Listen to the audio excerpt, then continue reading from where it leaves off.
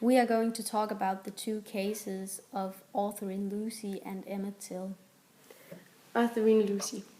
Autherine Lucy was the first African American to be enrolled at the University of Alabama. At first she was denied admittance because of her race. After a 3-year court battle, she was finally admitted. But then other troubles began. People started throwing rocks and rotten eggs at her to stop her from attending her classes. After a couple of days, she was expelled for her own safety. In 1992, Autherine Lucy finally graduated from the University of Alabama.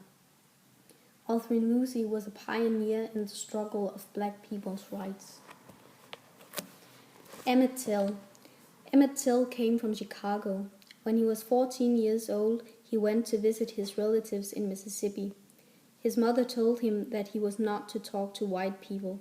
She said, "As you meet a white woman on the street, you look down and do not make eye contact, and to step off the street if necessary."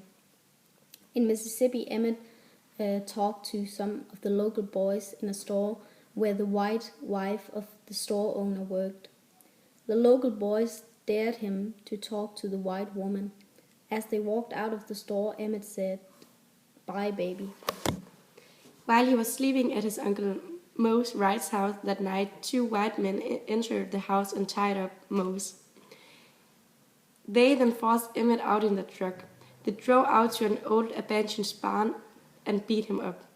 While they were beating him, they gouged out one of his eyes.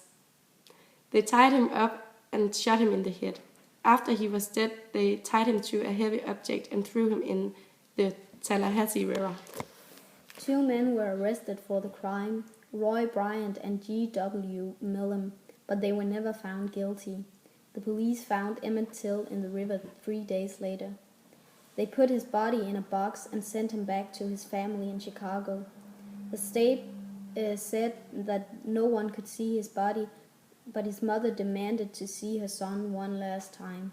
She wanted to show the world what had happened to him. The case of Emmett Till was an eye-opener for the rest of the world.